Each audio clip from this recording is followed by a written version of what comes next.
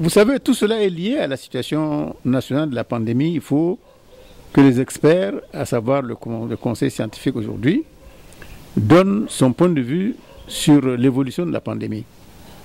Qu'on fasse l'état des lieux et qu'on voit quelle est la progression ou le ralentissement ou le recul de la maladie. Faute de cela, on jugerait vraiment sans preuve. Mais ce que je peux dire, moi, de façon générale, c'est qu'il ne faut pas se précipiter. Il ne faut pas se précipiter pour lever les mesures qui ont été édictées, dont je pense qu'elles devraient toujours être valables de mon point de vue. Regardez les marchés. Un exemple patent. On a rouvert les marchés et voilà ce qui se passe dans les marchés. Ce n'est pas ça l'effet recherché.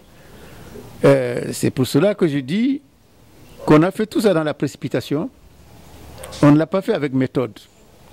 Qu'est-ce que moi je suggère? Je reviens sur l'une de mes anciennes propositions. Il faut recruter des milliers de jeunes. Il faut les recruter pour un contrat vraiment provisoire de quelques mois jusqu'à la fin de la pandémie.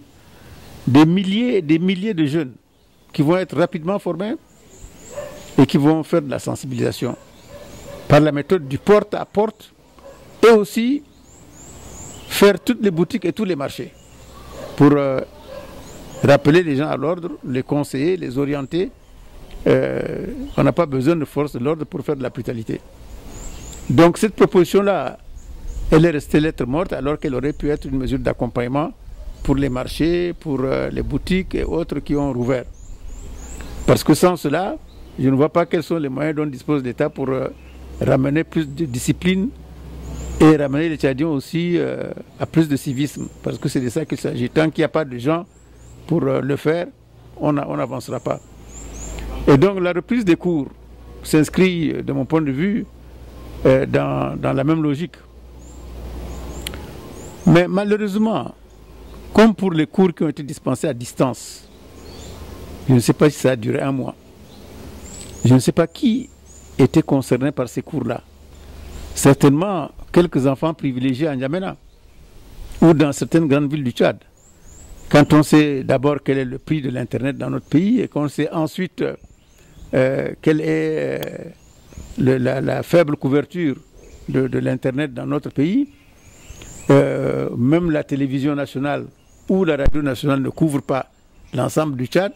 Donc ça veut dire que c'est une poignée d'élèves seulement qu'on a pu joindre. Aujourd'hui, je me réjouirais si on veut rouvrir les écoles et les lycées et autres établissements d'enseignement.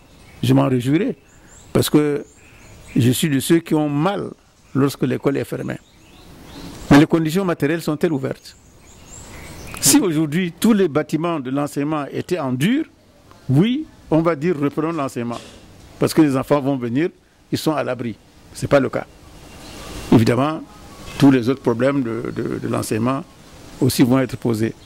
Et tous les autres secteurs, l'agriculture, la défense nationale de la sécurité, le commerce, l'industrie, tous les secteurs, le pétrole, tous les secteurs sont concernés par cette crise. Il faut que les Tchadiens, de mon point de vue, se retrouvent pour avoir une vision commune de leur pays et non pas une vision qui nous vient de l'extérieur ou qui nous est imposée de l'extérieur. Nous avons vécu cela dans nos entrailles, nous savons ce que cela nous a coûté, donc il faut maintenant qu'on en tire les conséquences et que, comme je le dis, c'est pas chaque siècle qui vit une pandémie internationale, mondiale.